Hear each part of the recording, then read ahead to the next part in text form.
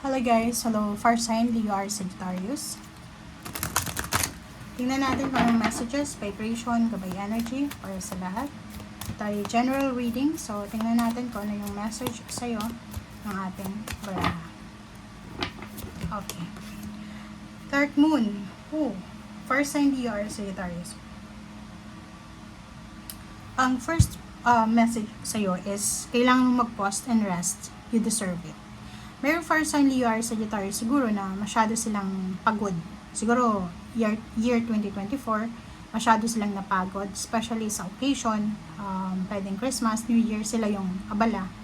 Physical, mental, financial siguro, napagod. So, sinasabi sir dito na as much as possible, if nakakaramdam ka ng pagod, mag-pause ka muna and magpahinga. Deserve mong magpahinga, deserve mong makapag-rest, deserve mong di ba, maka-recover ng mga pain and heartaches or mga kung ano man yan, like exhaustion or energy na the-drain. Alam mo ma-replenish yung energy mo, di ba? Okay. Fire sign DRC. Sorry. Dami naman ito.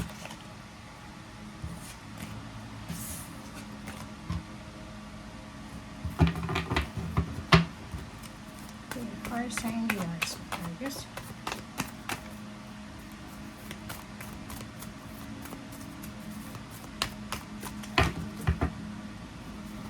Okay. Confrontation. So, wow. Fire sign Leo or Sagittarius. Sinasabi sir dito ng barahan na mag-iingat ka. Kasi, posibleng mayroong mga tao sa paligid mo na naghahanap ng away, gulo. Umiwas ka sa mga taong ito. Sinasabi ng barahan dito na confrontation or any ano ba yan? Yung parang proving yourself na tama ka, mali sila. Kailangan mo tong iwasan. Okay?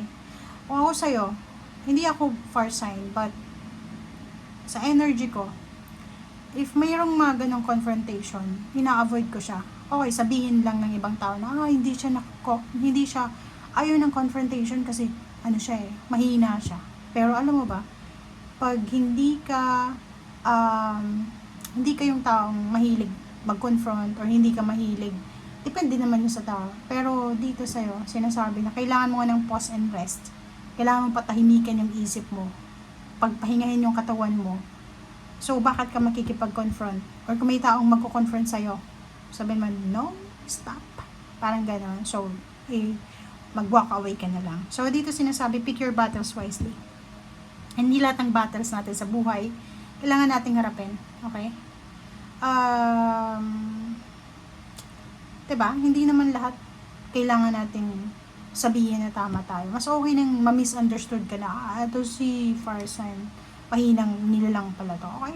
Okay lang. Kasi alam mo ba, mas magiging peaceful ka, mas magiging stable yung mindset mo, secured yung mindset mo, or yung isip mo, kung alam mo na hindi ka dapat na nagpipretend na ganyan. Kasi pag may confrontation dyan, pwede kang, di ba? Pwede kang masaktan, pwede kang makasakit. So, as much as possible, kung hindi naman yan between life and death na situation, wag na. Iwasan mo na lang. Pick your battles wisely. Waste of time, waste of energy, waste of emotion. Okay? Okay.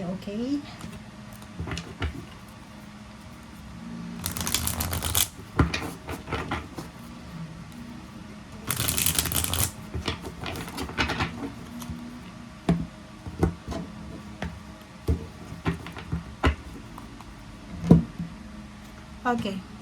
Four of Pentacles. So, Four of Pentacles, nakikita ko sir dito na may fire sign Leo or Sagittarius na this moment, bigla silang magkakaroon ng self-realization na napaka-importante yung pag-iipon. Napaka-importante na meron kang may dudukot in the future. So, nakikita ko sir dito na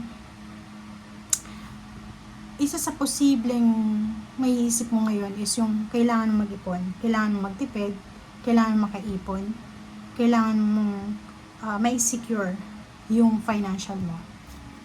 Okay, King of Cups. Nakikita ko rin sa'yo dito na isa sa mga possible na kailangan mo is yung kontrolin yung emotion mo. Self-discipline, kontrolin yung emotion, kontrolin yung lumalabas sa bibig natin. Okay, isipin muna ng mabuti, makakasakit ba ako? And kontrolin mo rin yung pakikinig sa mga tao sa paligid mo. Especially sa social media, iwasan mo yung sobra-sobra kang nakadikit sa social media. Huwag mong masyadong personalin yung social media. Kasi alam mo ba, lalo sa mga Instagram and Facebook, para sa akin hindi ako naniniwala sa mga posting ng mga tao yan.